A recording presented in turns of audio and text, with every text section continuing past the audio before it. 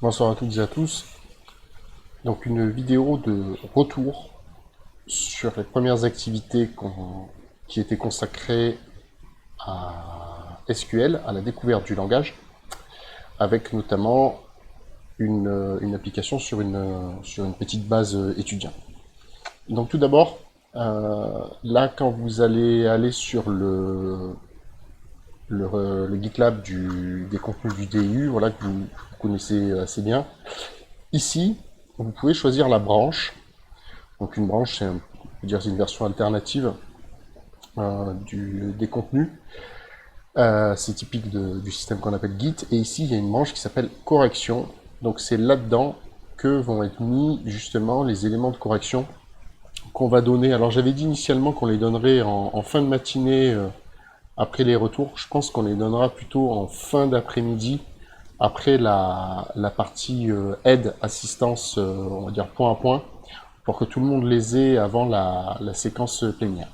Donc voilà, les séances plénières seront les matins de la semaine prochaine, et, et l'après-midi, la veille qui suit, en jour ouvré, on a justement l'après-midi d'assistance pour finaliser les TP ou voilà, pouvoir échanger en visio et sur le chat, bien entendu.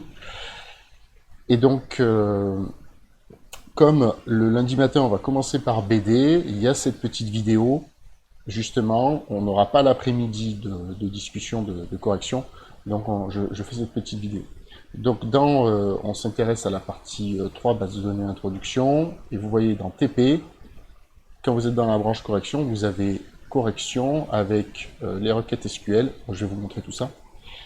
Et si vous allez sur master, eh bien ça y est pas. Voilà. Donc c'est pour bien différencier les deux. Peut-être à terme je fusionnerai.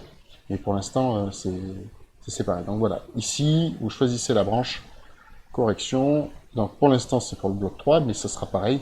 Dans cette branche on mettra tous les supports, les éléments de correction qu'on a. Alors pour le sujet qui nous intéresse, on avait donc une petite base avec des étudiants, des enseignants, des UE et deux associations qui les lient. Et on avait un exercice unique avec une douzaine de questions. Donc dans le PDF, vous aurez les requêtes. Alors il y a toujours souvent plusieurs façons de décrire.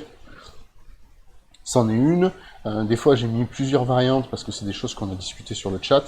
Et là, je vais vous présenter un petit peu la démarche. C'est une question qui était posée. Ah, mais comment on fait C'est quoi Comment on s'y prend finalement pour construire une requête? Et bien, c'est ça que je vais essayer de vous illustrer dans cette vidéo. Avec les plus intéressantes, je crois que ça sera la 4, la 6, la 7 et éventuellement la 12. J'avais essayé de faire une difficulté progressive, mais ici, il y a une cassure. C'est un peu raté. Voilà, quoi qu'il en soit. Donc, tout d'abord, quand on veut traduire des requêtes, des requêtes en langue naturelle en SQL, donc à partir d'une spécification, vous imaginez, voilà, vous avez une application de gestion et pour votre appli web ou parce qu'on vous demande des stats, on vous demande ah oui mais j'aimerais savoir le nombre moyen d'inscrits pour les UE de master, vous imaginez quelque chose comme ça, ce que ça voudrait dire sur ce KDC. Il faut arriver à traduire cette pensée en quelque sorte. Donc la première étape pour moi qu'on doit faire dans ces cas-là, c'est comprendre le schéma. Alors, le schéma, vous l'avez là dans SQL Browser, avec les 5 tables. Mais j'en ai fait aussi une représentation graphique, là, qui utilise le formalisme entité-association dont j'ai parlé dans les vidéos de la partie 4, mais on va comprendre, là, ça se comprend assez bien. Donc, vous avez 3 concepts de base qu'on appelle les entités, donc ici étudiants, UE et enseignants, qui chacune vont correspondre à une table. Et vous avez des relations, ce qu'on appelle ici des associations, donc inscrits entre étudiants et UE. La cardinalité indique qu'un étudiant peut être inscrit à plusieurs UE, qu'une UE peut y avoir plusieurs étudiants inscrits, bon, c'est plutôt heureux dans toute quelle étude, et une relation enseigne, une association enseigne, pardon, entre UE et enseignant. Donc ça, après, c'est ce que j'explique dans la deuxième partie du cours de BD, mais là, on comprend un petit peu que tout ça après se traduit en SQL et vous obtenez le schéma que vous avez ici. Donc enseignant, étudiant et UE, on comprend assez directement. Et ces associations-là, comme enseigne, elles se traduisent par une table à leur tour avec comme clé la clé d'enseignant et la clé du E. C'est une clé composée de deux éléments et après les attributs qu'on voit ici. Ok. Donc quand on vous pose une question du style le nombre d'étudiants qui suivent un cours enseigné par monsieur machin, ben déjà ce schéma il est très important parce que là, quand on vous pose une question comme ça, la première étape c'est de savoir mais de quoi j'ai besoin. Ah ouais, le nombre d'étudiants inscrits dans une UE enseignée par monsieur machin. Alors dans une UE enseignée par monsieur machin, le nom du monsieur il est ici, on va le retrouver là. Les UE, le fait que quelqu'un enseigne, ça va être ici. Les UE, ce que j'en ai besoin, le titre, le nombre d'heures, le nombre de cours, le numéro du UE, ben en fait, pas forcément. Et les étudiants, j'en ai sans doute pas besoin non plus. Donc en fait, finalement, déjà, la première étape, c'est de savoir que vous allez travailler avec ça. Voilà, donc ça c'était pour l'illustration, et on va le voir sur des générales, et on va le voir sur sur les cas qui nous sont posés. Alors par exemple, donner tous les noms des étudiants. Donc là, sur une requête comme ça, le nom des étudiants c'est dans étudiants, on les veut tous, il y a peut-être des questions d'homonyme ou des choses comme ça, mais a priori on a besoin que de la table étudiant. Ça c'était encore progressif, donc select. Donc le nom c'est nom et, from, étudiant, et on exécute, et je ne sais pas si vous voyez bien ici, j'espère, on voit que le résultat, c'est bien celui qui était dans le sujet. Alors, donner les titres des UE dans l'ordre alphabétique, ben là, si on reprend notre petit dessin que j'ai fermé, ben, on va poser justement les titres des UE, ben, c'est juste dans UE, on va avoir besoin que de ça. Donc, on va faire pareil. Alors, les titres, donc là, ça s'appelle titre par contre, from UE, on veut dans l'ordre alphabétique, order, by, UE, et alphabétique, ça c'est ascendant, mais c'est par défaut, c'est ça. Donc voilà, on exécute, algèbre, algorithmique, analyse, base de données, programmation réseau, c'est bien celle qu'on trouve. Après, pour celle-là, donner titre des UE dans le nombre d'heures totales, cours TDCM, enfin c'est cours TDTP, d'ailleurs il y a une typo, fait moins de 46. Ici, on a une petite contrainte supplémentaire, where le nombre d'heures totales de cours, donc pour faire la somme, donc c'est les attributs hcours plus htd plus hpp, on veut que ce soit au moins 46. 46. Voilà, on a algorithmique et on a base de données. Alors là, on a des requêtes qui ne parlent que d'une seule requête. Donc c'est que d'une seule table, pardon. Donc c'est des requêtes assez faciles. Avec la 4, on va commencer à avoir quelque chose d'un peu plus intéressant parce que ça va nous obliger à faire la déjointure. Donner les noms des étudiants qui ont Albera comme enseignant. Alors si on regarde notre schéma, le nom des étudiants, c'est là, et le nom des enseignants, c'est là. Et pour les relier, qu'est-ce qu'il y a? Eh bien, il va falloir faire toute la chaîne. Donc, pour un étudiant avec inscrit, il va falloir chercher les UE auxquels il est inscrit. Une fois qu'on les a avec enseigne, il va falloir trouver quel est le nom de l'enseignant, parce qu'on a besoin de toutes les infos. Donc ça, c'est quand vous avez un schéma qui est bien normalisé, en bonne forme normale, souvent vous avez beaucoup de tables qui sont exposées et vous retrouvez assez souvent à faire comme ça d'assez nombreuses jointures. Alors si vous gardez juste les ID, si vous vouliez par exemple juste l'ID de l'enseignant, ben, ça serait pas la peine de remonter si haut. Hein. En fait, on pourrait s'arrêter là, ce serait pas la peine d'aller voir ça, parce qu'ici, dans enseigne, on a déjà l'information. Mais là c'est pas le cas. Si on veut quelque chose qui est lisible par l'humain, souvent, on veut avoir les chaînes, les descriptions, et ça nous oblige à aller jusqu'au bout du schéma qui a ici une espèce de forme d'étoile, on va dire. C'est plutôt une ligne. Bon, enfin, bref. Donc, donner les noms des étudiants qui ont Albert A comme enseignant. Alors, moi, souvent, quand j'ai une requête comme ça, on va dire non triviale, la première question, donc c'est celle que j'ai illustrée, c'est qu'est-ce qu'on met dans le from? Et bien là, on va avoir besoin d'à peu près tout. Et donc, je commence éventuellement par un select étoile pour tout récupérer. Alors, j'ai besoin des étudiants. Alors, si on regarde notre schéma, les étudiants, ils sont liés via l'inscription. Donc, on va pouvoir, avec ça, on va pouvoir trouver les UE auxquels ils sont inscrits. Alors, je prends ici, étudiant, join, inscrit, et il faut dire quel est l'attribut sur lequel on fait la jointure. Donc ici, c'est, on regarde, database structure, les inscrits, il y a un NUMET et un NUMUE, et bien ça va être le NUMET. Using NUMET. Donc déjà, si on fait ça, on peut le faire petit à petit. Alors, il n'y a pas de titre, pardon. Donc, on va faire by... on va enlever le order by. Déjà, si on fait ça, on va voir qu'on va construire progressivement notre chose. On voit pour chaque étudiant, voilà, il y a le numéro du auquel il est inscrit. Ok.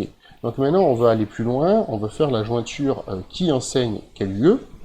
Donc, on va... Alors, on peut indenter, hein, moi, c'est ce que je conseille quand même. On va faire une jointure maintenant de ce qu'on a ici. C'est associatif à gauche, c'est comme si on avait parenthésé ainsi. De ce qu'on a ici, avec ce qui lie les UE et les enseignants, c'est-à-dire enseigne. Et donc là, par contre, la jointure avec enseigne, on va la faire avec le NUMUE. Parce que si on reprend notre schéma, en fait, finalement, la table UE ici, si on réfléchit bien, en fait, on n'en a pas vraiment besoin. Parce que l'inscription, on aura le NUMUE, enseigne, on aura le NUMUE. Donc en fait, ce qu'on va plutôt faire, c'est ça directement. On pourrait faire la jointure avec NUMUE, mais en fait, elle n'est pas utile parce qu'on a, en fait, on a besoin d'aucune des informations spécifiques qui sont ici. Alors, vous direz, les étudiants qui suivent un cours d'Albert A où il y a au moins 10 heures de cours, là, on sera obligé, mais là, c'est pas le cas. Donc, on regarde ce qu'on a. Voilà, progressivement. Ah, donc on voit que maintenant, on a un numéro d'enseignant. Donc, on peut faire la dernière jointure. Join. Enseignant. Et donc là, la jointure, par contre, elle se fait avec le num ans. Donc, on va essayer quand même de vérifier. L'étudiant 1, on nous dit qu'il est inscrit à l'UE5 et il y a 2 enseignants. Alors, on va aller voir. L'étudiant 1, l'étudiant 1, ok, c'est Armand. Il est inscrit à l'UE5, 4 et 3. Et qui enseigne 5, 4 et 3? Alors, il y a 115 qui enseigne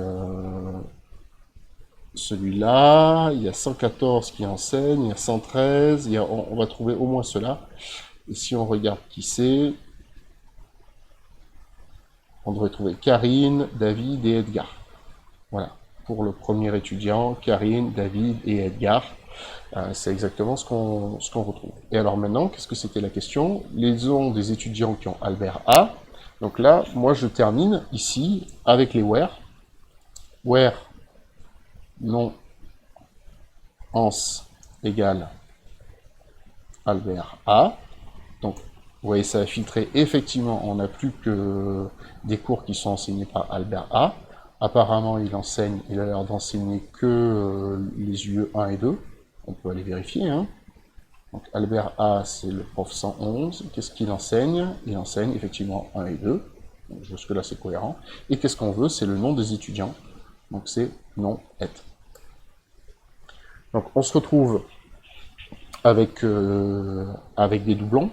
Ce qui est pas surprenant, c'est qu'en fait, pourquoi il y a 2 fois David ici? C'est parce qu'il doit être inscrit à l'UE1 et à l'UE2, et les deux sont enseignés par Albert A. Donc finalement, il y a 2 façons d'avoir David dans la réponse. Si on veut éviter ce phénomène, on rajoute un distinct, et on obtient David, Gérald et Jacques. David, Gérald et Jacques, c'était bien la réponse proposée. Donc voilà, en termes de démarche, moi c'est souvent comme ça que je réfléchis. Je construis le from, je me pose les questions de quoi j'ai besoin et que ce que j'ai besoin. Je construis le from en faisant les jointures, je filtre, et souvent tout à la fin, je fais la projection finale en fixant le select. Voilà, donner les titres des cours ayant au moins un étudiant inscrit dont le nombre d'heures de TD est au moins 18. Alors celle-là, elle est plus simple qu'il y paraît, parce qu'en fait, quand on fait quand on regarde dans la table inscrit, donc là ce qu'on veut c'est des noms des titres du UE. Mais en fait dans inscrit c'est la jointure entre les deux. Hop. Si on fait UE join inscrit, ça nous apporte des numéros d'étudiants dont on se moque. Par contre, ce qu'on sait, c'est qu'il y a un étudiant, donc il y aura au moins un étudiant inscrit. Donc en fait, on se sert un peu de la jointure, comme de ce test, une UE, où il y a quelqu'un, au moins un étudiant en face. S'il y avait personne d'inscrit, il n'y aurait rien à inscrit, et donc avec la jointure naturelle ou le inner join, l'UE ne serait pas dans la liste. Donc ici, si on la veut, donc on va commencer pareil par un select étoile, from, donc les étudiants, on s'en moque. Par contre, ce qu'on veut, c'est ici les UE. Les enseignants, on s'en moque aussi. Ça, on s'en moque aussi. Inscrit, donc la jointure, on va la faire sur un UE. Les titres des cours, ok. Titre. Ici, on va avoir sans doute besoin d'un distinct. Les titres des cours ayant au moins un étudiant inscrit, et dont le nombre d'heures de TD est au moins 18. Donc ça va être typiquement where, c'est une sélection. Et where HTD supérieur ou égal à 18. On a base de données, analyse et algèbre. Alors, enfin, on arrive aux deux requêtes les plus difficiles. L'idée des requêtes 1 à 6, c'était de progresser sur la jointure. Après, à partir de la 7, on commence à utiliser des agrégats et des goodbye. C'est pour ça que là, il y a un peu un saut. Alors, la 6, donner les noms des enseignants qui enseignent dans une des UE avec Albert A, sauf Albert A lui-même. Alors là, si on reprend notre schéma, ce qui nous intéresse, c'est enseigne, et aussi enseignant pour récupérer les noms des gens. Parce que, comme je vous l'ai dit, souvent, les numéros, c'est pas très lisible pour les humains, donc on va souvent faire les jointures jusqu'au bout du schéma, en quelque sorte, pour avoir les noms. Mais là, la question qu'on nous pose, c'est... Elle fait référence quelque part 2 fois enseigne. C'est ça qu'il faut arriver à sentir. C'est, on veut avoir des gens qui enseignent, et Albert A qui enseigne, et le fait, et ce qui les relie, la condition jointure, c'est que c'est la même UE. Donc là, c'est ce qu'on appelle une auto-jointure. Alors, auto-jointure, c'est juste qu'on fait, dans le from, on fait 2 fois référence à la même table. C'est pas, fondamentalement, ça change pas grand-chose, mais ça nous impose juste, de façon concrète, à devoir renommer les tables.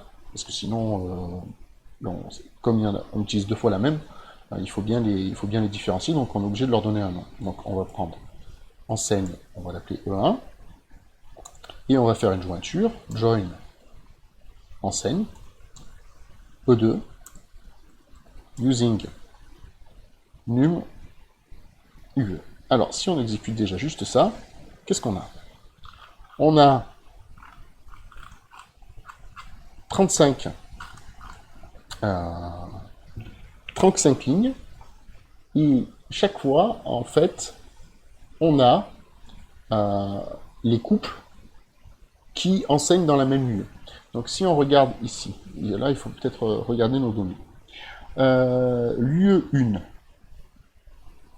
voilà, il y a 111 et 112 qui enseignent dans la même UE. Donc si on fait l'auto-jointure sur UE, qu'est-ce qu'on va avoir? On va avoir une fois le fait que 111 enseigne dans la même UE que 111, 111 enseigne dans la même UE que 112, et ensuite la relation elle est réflexive et symétrique. 112 enseigne avec 111 et 112 enseigne avec lui-même.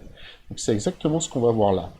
C'est les 4 premiers tubes que vous avez ici. 111 avec 111, 111 avec 112, 111 avec 111 et 111 avec 112.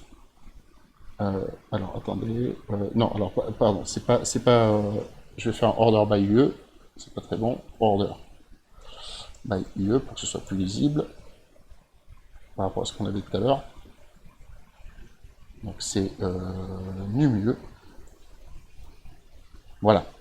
Ce que je vous ai montré tout à l'heure, donc 111 avec 111, 111 avec 112, 112 avec 111, 112 avec 112, ça c'est pour l'UE1, et après on a pareil pour l'UE2, on a encore 4 nouveaux tuples, qui vont venir du fait qu'ici on en a 2. Là vous voyez, il y a 3 personnes qui enseignent l'UE3, donc on va avoir toutes les combinaisons de 2 parmi 3, enfin le produit, même le produit cartésien, on va avoir 113 qui enseigne avec 113, 113 qui enseigne avec 114, 113 qui enseigne avec 115, et ainsi de suite. Donc on va avoir 9 tuples. Donc c'est ce qu'on devrait trouver ici pour l'UE3. On a 1, 2, 3, 4, 5, 6, 7, 8 et 9 tuples qui correspondent à tous ces couples de 113, 114 et 115. Voilà, donc ici en fait c'était le premier truc à voir. Et après, ça déroule assez bien. Alors, on va tricher un petit peu pour commencer. On va dire que on sait que Albert, c'est le numéro 111. Ça va nous simplifier un petit peu la vie. Donc, si maintenant, on rajoute une contrainte where e2.numAns égale 111, ici, c'est Albert. Donc, ici, c'est tous les gens qui enseignent avec Albert. Ah, alors il y a Albert à lui-même. Donc on va mettre une contrainte supplémentaire, and. Donc je me sers de E2 pour fixer Albert, et E1, ce sera là où je vais prendre ma réponse. Num-ans différent de 111. Et maintenant, donc on voit que 112, il enseigne 2 fois avec Albert, parce qu'une fois c'est dans l'UE1 qu'il enseigne avec lui, une fois c'est dans l'UE2. Et donc ici, ce que je veux, c'est un distinct num-ans. Alors, vous voyez, là, il a crié « Ah, colonne ambiguë, bah oui, parce que j'ai dit nuance, il ne sait pas s'il faut prendre celui de la deuxième ou celui de la première. C'est pour ça qu'on a fait des renommages de partout. Par contre, il n'a pas crié pour le order by. C'est un peu bizarre. Et voilà, on a bien 112. Alors, 112, c'est censé être Bertrand. On va vérifier. Oui, effectivement, 112, c'est Bertrand. Alors maintenant, ça c'était la viande, c'était la partie centrale de l'arquette pour moi. Ensuite, il faut faire quelques jointures supplémentaires, simplement pour pas tricher, et avoir bien le nom de la personne dans le résultat, et une contrainte qui s'appuie sur le nom de la personne. Alors là, comment on peut faire? On rajoute des jointures. Donc, ici, on va rajouter... Alors, je vais mettre un peu en forme. Voilà. Join, donc enseignant. Donc pareil, il va falloir faire 2 fois la jointure avec enseignant, une fois du côté de 1, une fois du côté de E2. Donc on va l'appeler S1. Alors là, je vais préciser, je vais faire un on. Donc E1, je la parie avec S1. Donc num-ans égale S1.num-ans. Donc ça, c'est pour avoir le nom dans le résultat. Donc maintenant, ici, je vais pouvoir écrire S1.nonAns, et je devrais avoir mon résultat. Je devrais avoir Bertrand. Voilà, Bertrand B. Et maintenant, je n'ai pas envie d'écrire 111 ici, donc je vais encore faire une jointure supplémentaire. Join enseignant S2. Alors cette fois, je joins sur l'autre enseigne.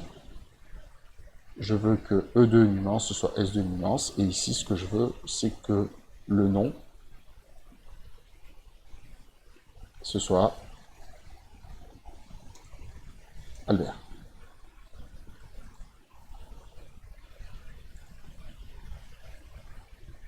Alors, il y a une petite erreur. E2, alors c'est S2. Ce sera S2. S1 immense, donc le nom de l'enseignant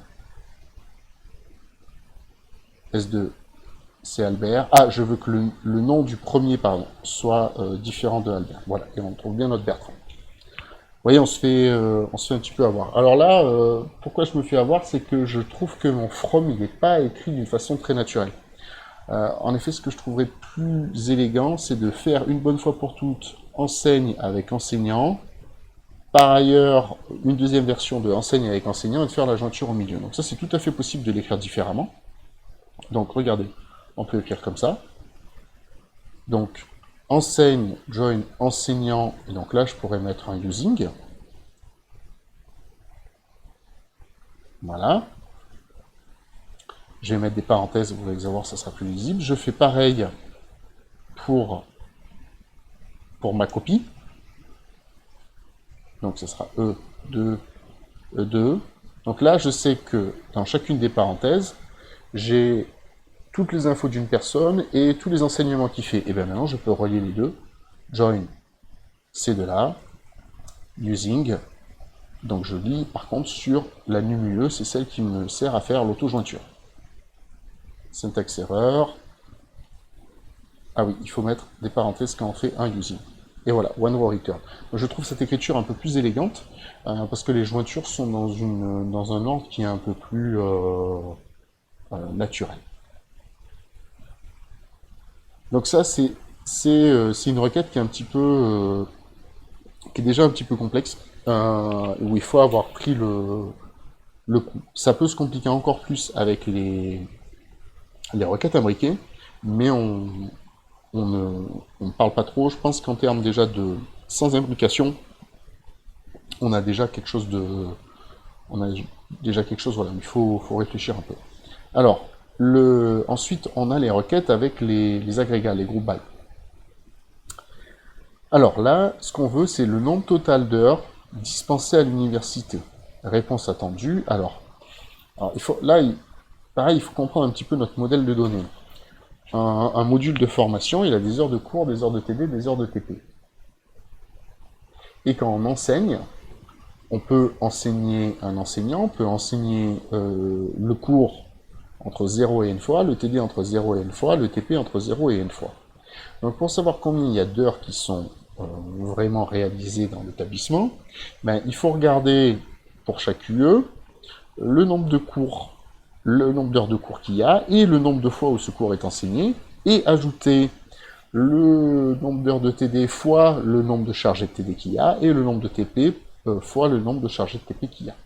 Donc on va se retrouver à joindre ici entre ces deux et agréger sur même pas sur les UE parce qu'on veut au total, donc sur tout le monde, c'est une requête où il n'y a pas de groupe by.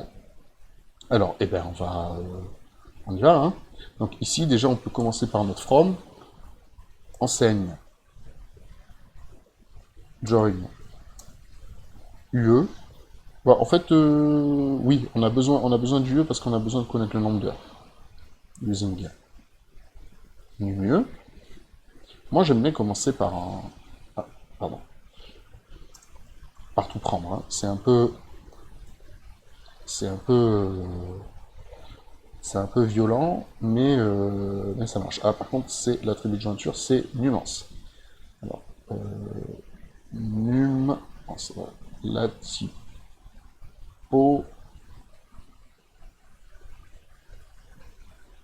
Non, bah sinon c'est bien mieux, pardon. Voilà, j'ai dû faire une petite typo. Donc là, alors je vais en faire un order by UE, ça sera peut-être un peu plus lisible. Order by UE. Voilà. Donc on a nos UE, et donc pour l'analyse, qu'est-ce qu'on veut? Alors c'est par UE ou c'est au total? On peut on veut le faire par UE, hein, tout à fait. Donc l'analyse, c'est l'UE numéro 1, l'algèbre c'est du numéro 2, donc combien on a d'heures d'analyse qui sont faites?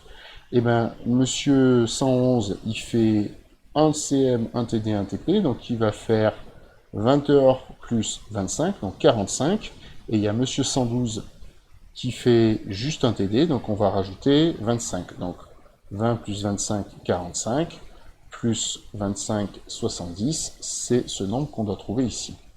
Donc, on sent déjà venir quelque chose. Donc, si on prend num UE, juste num UE titre, et qu'ici, on fait le nombre d'heures de cours fois le nombre de fois où il est enseigné, donc c'est n cours, plus, on va l'écrire comme ça, la même chose pour les TD, HTD fois NTD, plus HTP fois MTP, entre parenthèses, et renommé. On a un qui effectue 45 heures, il y a un certain prof, alors on va mettre ici le nom du prof pour l'instant, et ensuite on va agréger, voilà. On a 111 qui effectue bien ses 45 heures, 112 qui effectue bien ses 25 heures. Donc maintenant, qu'est-ce qu'on veut faire ici? Alors, on veut regrouper par UE, groupe by num UE, et donc on peut garder notre num UE ici. Alors là, il y a un petit phénomène bizarre, c'est que ça, normalement, cette requête, elle devrait être refusée selon le standard SQL. En effet, on dit qu'on groupe par num UE, mais ça, c'est une valeur qu'on avait sur chaque ligne, on n'a pas utilisé d'agrégat. En fait, ça, c'est un petit problème de SQLite. Enfin, it's not a bug, it's a feature. C'est qu'il va vous prendre la première ligne avant l'agrégation. Ici, ce qu'on veut, c'est la somme. Donc, l'opérateur d'agrégation, c'est sum. Et c'est ça c'est bien le résultat qu'on obtient. Voilà. Donc, ça, c'est. Vous serez sur un autre SGBD, sans sum, ici, comme ça, le SGBD écrirait, notamment Postgres, si vous enverrez un message d'erreur en disant « Ah, vous utilisez ici une combinaison sans agrégation, alors que avec des attributs qui ne sont pas dans le groupe by, ah, je refuse. SQLite ne fait pas pareil, il prend le premier résultat qui vient. » Voilà, donc là, on a notre requête qui est faite. Alors pourquoi on n'a pas la dernière ligne? Là, si on regarde, c'est que des UE, il y en a 1, 2, 3, 4, 5, 6. Par contre, si on regarde dans les enseignements, on voit que l'UE6 n'est pas enseigné. Et on a fait une jointure, entre enseigne et UE, c'est-à-dire les éléments qui sont à la fois dans enseigne et à la fois dans UE. Et bien, si une UE n'est pas enseignée, elle n'est pas dans enseigne, donc elle n'apparaît pas dans cette jointure, c'est normal. Donc 6 ne peut pas être ici. Donc là, on a un type de requête qui revient très souvent. J'ai inversé UE et enseigne. C'est que on veut tous les éléments d'un côté, joints avec, quand on peut, les autres, mais on veut surtout pas oublier ceux qui n'ont pas de correspondance en face dans la jointure. Et ça, l'opérateur, c'est left outer join. Alors, il y a aussi right outer join et full outer join, mais en SQLite, il n'y a que left. Donc, c'est pour ça que j'ai inversé UE et enseigne. Dans un autre SGBD, j'aurais fait enseigne right join UE, mais SQLite, il n'aime pas. Voilà, et maintenant que j'ai fait ça, alors regardez, il y a la ligne avec 6 qui est apparue. Par contre, la valeur, c'est nul. En effet, si on regarde ce que ça donne, j'ai enlevé le groupe by, je vais mettre un select étoile.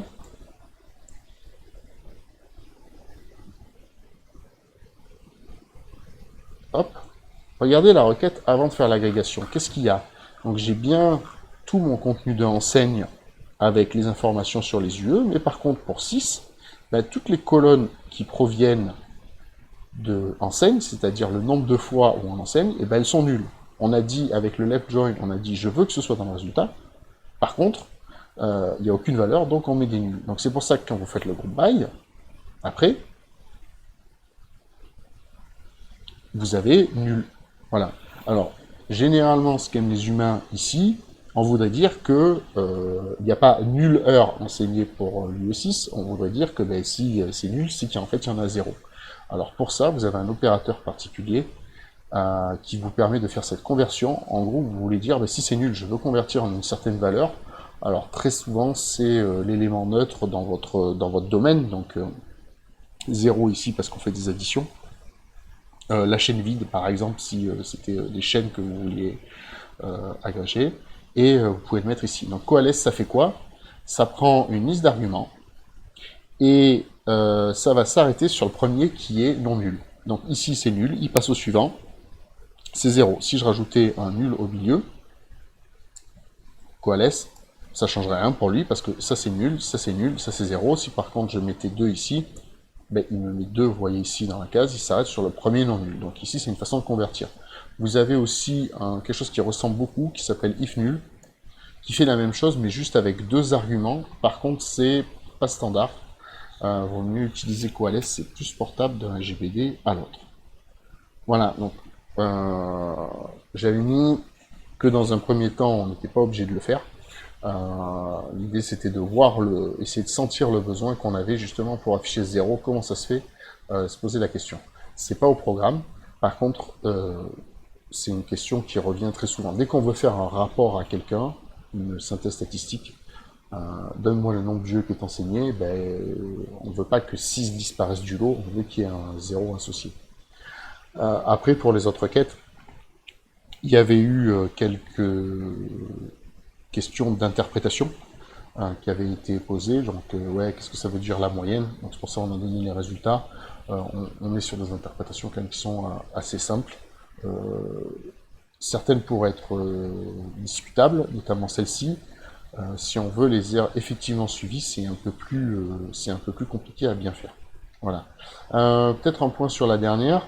Les numéros des enseignants qui effectuent plus de 17 heures de cours magistraux. Donc là, avec notre JE et nos enseignes, on veut juste les numéros des enseignants. Donc là, qu'est-ce qu'on veut avoir? Hop, on veut prendre les nuances. Alors déjà, on va commencer simplement. Donc, par exemple, on veut justement, on veut plutôt les enseignants, donc c'est enseignant, left join enseigne, donc c'est sur nuance, l'attribut de jointure. Voilà, ici, donc on voudrait surtout pas perdre d'enseignants qui n'enseignent pas, mais c'est pas le cas dans cette base, tous les enseignants enseignent. Par contre, maintenant, ce qu'on veut savoir, c'est ceux qui effectuent plus de 17 heures de cours magistraux. Donc là, on n'a pas besoin de jointure. Par contre, on a besoin de faire la jointure avec UE. On a plutôt besoin de faire la jointure voilà, entre UE et enseigne. C'est juste pour montrer le résultat. Alors, order by immense, oui, parce qu'on le trouve dans enseigne. Donc, on n'a que 111 enseigne l'algèbre, et on veut qu'il fasse plus de 17 heures de CM. Donc, ce qui nous intéresse, c'est le nombre d'heures de cours de l'UE, donc, bien entendu, le numéro de l'enseignant, le nombre de cours, le nombre d'heures de cours fois le nombre de fois où la personne fait ce cours. Ok? Donc, 111 pour une des UE, ben, il doit faire le CM, mais pas pour la deuxième, c'est 112. Donc ça, c'est algèbre, et ça, c'est analyse. Ok. Donc maintenant, on veut que ces profs-là, ils fassent ils fassent au moins 17 heures. Donc, ici, ce qu'on veut faire, c'est pour chacun la somme des heures de cours, et on va faire un groupe by le numéro d'enseignant. Voilà. Et donc, on a bien. Alors là, il s'avère que par chance, chaque fois qu'on enseigne, c'est des blocs. Ouais, ça tombe assez bien. Mais ce qu'on veut faire ici, c'est filtrer. Donc si on veut filtrer sur un groupe by, c'est une clause having. Donc, ce qu'on veut, c'est, je ne sais pas si on peut utiliser l'alias ici, NB supérieur ou égal à 17. Voilà, et on obtient 111, 112, 114, 115, 111, 112, 114, 115. Alors, pourquoi ça tombe assez bien? Ici, j'ai des solutions qui ont été proposées avec le where, de mettre ça dans le where. Alors, ça marche pas, mais ça se voit pas dans cette base. Ça marche pas, ben imaginez vous avez deux cours de 10 heures, euh, et c'est le même prof qui les fait, et il fait que ça. Avec le having, il apparaît, parce qu'on fait bien la somme et on met la contrainte. Si on met dans le where, eh ben, ça va être testé ligne par ligne. Donc le premier cours, 10 heures, c'est inférieur à 17, paf, il n'y est pas. Le deuxième cours, 10 heures, c'est inférieur à 17, paf, il n'y est pas. À la fin, votre enseignant, il n'apparaît pas dans le résultat, alors qu'il enseigne 20 heures. Voilà. Le where, ici, donc je mets un where fictif, enfin, fictif qui fait rien. Il faut imaginer que le where il s'effectue ici avec le from quand on accède au tuple. Ensuite se fait le group by. Ensuite se fait le having. Enfin se fait le order by. Il faut imaginer ici que ça c'est à peu près séquentiel. C'est pour ça qu'on ne peut pas, d'ailleurs, c'est une des raisons pour lesquelles on ne peut pas changer l'ordre, que ça a été fixé comme ça dans le standard. Voilà. Donc vous avez ici tous ces détails et vous retrouvez cela dans la branche. Bon. Vous avez la branche master, celle que vous connaissez. Pensez bien à changer de branche pour accéder aux corrections. Voilà, c'en est tout pour ces éléments de correction que je pensais être un peu plus court. Mais voilà, je pense que là au moins j'ai à peu près tout détaillé pour qu'on puisse finalement parler des problèmes et un peu d'ouverture lundi matin, 8 juin. Au revoir.